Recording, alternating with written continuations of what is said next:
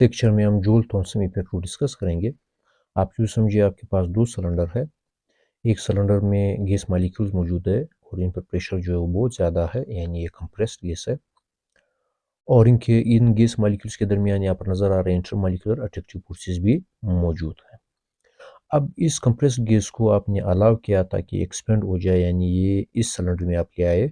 यहाँ पर ये ओपनिंग है, तो ये ओपनिंग आपने खोल ली तो गैस मॉलिक्यूल जो मॉलिक्यूल्स हुए वो हाई प्रेशर रीजन से लो प्रेशर रीजन में आए और एक्सपेंड हो गए, यानी ये दूसरे सिलेंडर में आ गए। जब ये एक्सपेंड हुए तो इनके दरमियान जो इंटरमॉलिक्यूलर अट्रैक्टिव फोर्स था वो भी ब्रेक हो गया।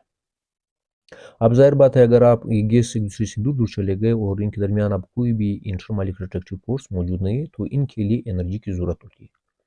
और ये एनर्जी जो होगी ये गैस खुद रिलीज करेंगे। जब गैस एनर्जी रिलीज करे तो ये जो एनर्जी होगी this is use to break this intermolecular attractive force between gas molecules. तो ये जो एनर्जी गैस खुद ब खुद उन्होंने रिलीज की और ये इंटरमॉलिक्यूलर अट्रैक्टिव फोर्सेस फिर इस एनर्जी की वजह से क्या हुए, ब्रेक हुए और गैस के मॉलिक्यूल इस तरह के दूर दूर एक दूसरे से चले गए और इनमें कूलिंग जो है वो प्रोड्यूस हो गया। क्यों प्रोड्यूस हुआ? क्योंकि हाई प्रेशर एरिया से लो प्रेशर एरिया में आए या लो प्रेशर रीजन में आए।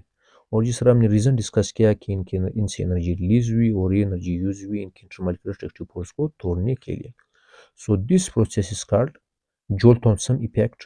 और गैसेस जब कूलिंग इनमें प्रोड्यूस होगी तो फाइनली ये लिक्विड स्टेट में चेंज हो जाएंगे या गैस लिक्विड स्टेट में चेंज हो जाएगा। तो इसको डिफाइन करते हैं जोल थॉमसन इफेक्ट को, when highly compressed gas is suddenly allowed to expand they produce cooling and temperature of the gas part to such an extent that it changes to liquid state।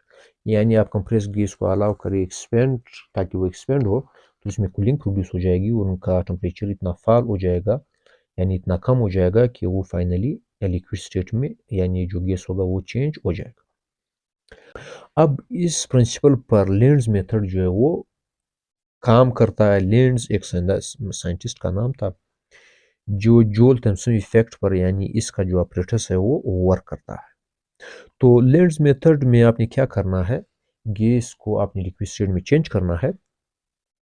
अब ये जो process है applicable है किन gases पर, O2 N2 और इस तरह के गैसेस पर, लेकिन ये जो प्रोसेस है length method this is not applicable on gases like H2 and He, यानी हाइड्रोजन और हीलियम पर, हाइड्रोजन गैस पर या हीलियम गैस पर ये एप्लीकेबल नहीं होगा। इसका रीज़न क्या है? हाइड्रोजन गैस का जो क्रिटिकल टेम्परेचर है ये 33.3 केल्विन है और हीलियम गैस का जो क्रिटिकल टेम्परेचर है 5.3 केल्विन है। तो ये जो दोनों गैसेस है ये बिल्कुल 0 केल्विन के करीब इनका क्रिटिकल टेम्परेचर है। दैट्स वाई इनको आप आसानी से लिक्विफाई नहीं कर सकते। सो दिस प्रोसेस यानी length method is not applicable on this gases like hydrogen and helium. अब इस ऑपरेटर्स को देखते हैं। इस ऑपरेटर्स में दिस फर्स्ट वन, ये जो आपको रिंग नज़र आ रहा है, दिस इज कॉल्ड कंप्रेसर, इसको कंप्रेसर कहते हैं और एक पाइप के साथ जुड़ा हुआ है। और फिर इसका पाइप के बाद दूसरा पाइप है and this pipe is called cooling pipe. ये जो है ये कूलिंग पाइप कहलाता है और यहाँ पर कूलर भी मौजूद है। कूलर का मतलब यहाँ पर आइस मौजूद है और इस आइस के फंक्शन को बाद में देखते हैं कि इस आइस का क्या फंक्शन होगा। और फिर ये जो पाइप है, ये जो कूलिंग पाइप है या जो कूलर है, ये कूलिंग पाइप आप समझिए, ये फिर एक स्पिरल पाइप के साथ जुड़ा हुआ है। दिस इज स्पिरल पाइप और इस स्पिरल पाइप के एंड में यहाँ पर एक जेट मौजूद है ताकि इससे गैसेस रिलीज हो।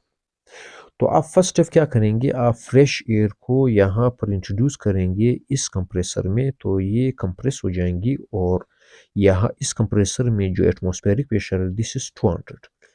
जब गैसेस एक दूसरे के नज़दीक आई तो जाहिर बात है ये गर्म हुई और अब ये गैसेस इस पाइप में ऊपर जाएंगी और फिर इस कूलिंग पाइप के ज़रिए यहाँ पर आ जाएंगी। जब ये यहाँ पर आएंगी तो यहाँ पर आइस भी मौजूद है, इन गैसेस को ठंडा कर देंगी। जब ये यहाँ से पास होंगी तो इस स्पिरल पाइप से यहाँ पर पास होंगी और फिर ये जो चैम्बर है ये हमसे रह गया था, this is called expansion chamber. इस चैम्बर में ये एक्सपेंड हो जाएंगी, यानी इस जेट से ये गैसेस जो होंगी ये निकलना शुरू हो जाएंगी क्योंकि ये हाई प्रेशर एरिया से इस तरफ आ रही है and this is low pressure area.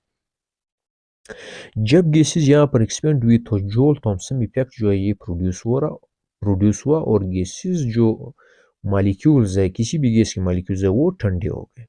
अब जब ये गैसेस ठंडे हो गए, वंस अगेन आप इनको वापस आपने अलाउ किया कि ये वापस कंप्रेसर में चले जाए और यहाँ से फिर ये प्रोसेस जो होगा ये रिपीट होगा और गैस वंस अगेन फिर रिजेक्ट से निकलेंगे तो ये और ठंडे हो जाएंगे। और इसी तरह ठंडा होते होते जब आप इस प्रोसेस को रिपीट करते जाएंगे तो गैस फाइनली लिक्विड स्टेट में चेंज हो जाएंगी और ये लिक्विड बन जाएगी। तो जब आप गैसेस को यहाँ पर एक्सपेंड करेंगे तो ये 200 atm से इन पर जो प्रेशर होगा वो रिलीज हो जाएगा और 1 atm हो जाएगा। जब आपने प्रेशर रिलीज किया जिस तरह हमने जूल थॉमसन इफेक्ट में पढ़ा, तो गैसेस में कूलिंग प्रोड्यूस होगा, तो यहाँ पर भी कूलिंग प्रोड्यूस होगा। फिर आप यहाँ पर इंट्रोड्यूस किया, फिर जो प्रेशर इन पर 200 atm हुआ, फिर ये कूल हुए, फिर यहाँ पर आए, फिर एक्सपेंड हुए, फिर 1 atm हुआ, तो फाइनली जो गैस मॉलिक्यूल्स होंगे या गैस होगा ये लिक्विड स्टेट में चेंज हो जाएगा। And this all process called lens method.